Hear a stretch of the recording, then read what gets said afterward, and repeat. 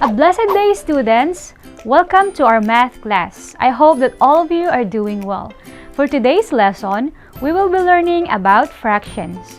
Fractions represent parts of a whole. A fraction is composed of the parts numerator and the whole denominator.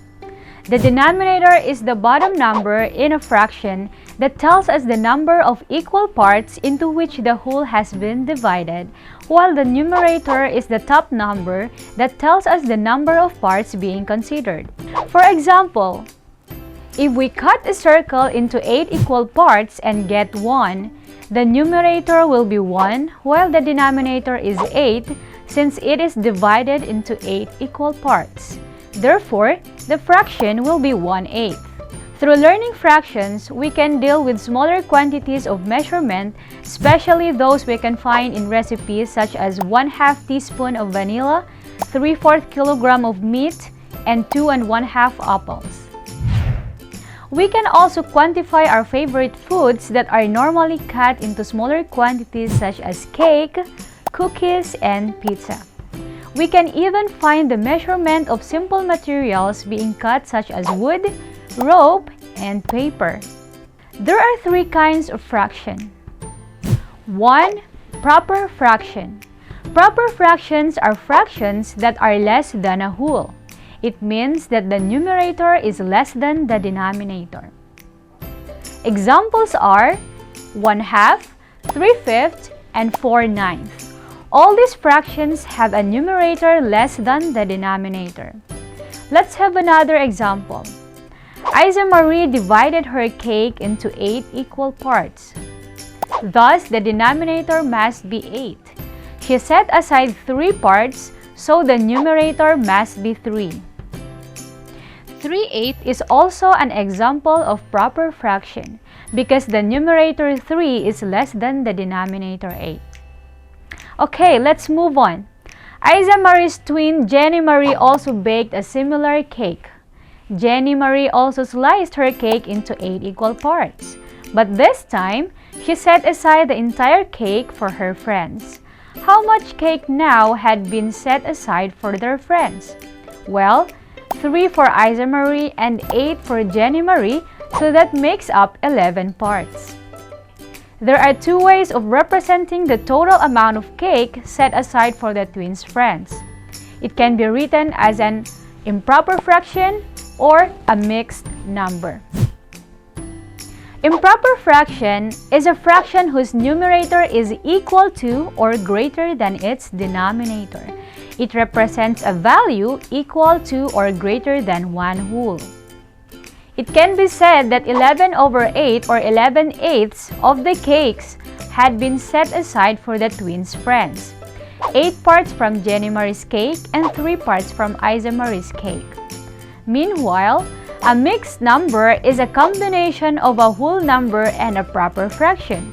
So it can also be said that 1/3/8 or 1 3/8 cakes had been set aside for the twins' friends. We can observe that improper fractions can be written as mixed numbers and mixed numbers can be written as improper fractions. Other examples of mixed numbers are 1 2/5, 3 3/4, 2 1/5, and 1 6/8. The next thing we're going to learn today is how to convert improper fractions to mixed numbers as well as mixed numbers to improper. To convert improper fractions to mixed numbers, divide the numerator by the denominator. The quotient will be the whole number and the excess or remainder will be the numerator. The denominator remains the same. For example, write this figure as an improper fraction and change it to mixed number. First, count the number of shaded parts. The first one has 11 shaded parts and the second one has 7 shaded parts. That makes up a total of 18 shaded parts. This total will serve as our numerator. Next, count the number of parts in one whole and this will be the denominator. So 1, 2, 3, 4, 5, 6, 7, 8, 9, 10, 11. One whole circle is divided into 11 equal parts, so 11 is our denominator. Thus, this figure represents 18 over 11. To write this in mixed number form, we will count the number of whole parts and then affix the remaining fraction. There is one whole shaded, and in the other one is 7 shaded regions out of 11 equal parts. Thus, the figure represents 1 and 7/11. In cases where the figure isn't given, like for instance, you are just required to convert 18 over 11 to mixed numbers, well, you may draw the figure first, but that would be tedious, right? So there's an alternative method that we can use. First, divide the numerator by the denominator. There is one group of 11 in 18, and the excess is 7. Thus, it gives us a quotient of 1 and a remainder 7. Next, form the mixed number. The quotient 1 will be the whole number, the remainder 7 will be the numerator, and the divisor is the denominator. So it is 1 and 7 over 11. On the other hand, mixed numbers can also be changed to improper. To do this, we will simply multiply the denominator to the whole number and add the numerator. That gives us the numerator for the improper fraction. The denominator will retain. For example, convert 3 and 1/6 to an improper fraction. First, multiply the denominator 6 and the whole number 3.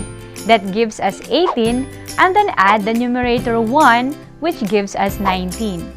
The denominator will remain the same. Thus, 3 and 1/6 in improper fraction is 19 over 6. And that's it for today. I hope you learned something new. Thank you for listening and see you again in my next video. This has been Teacher Becca for ClickGen.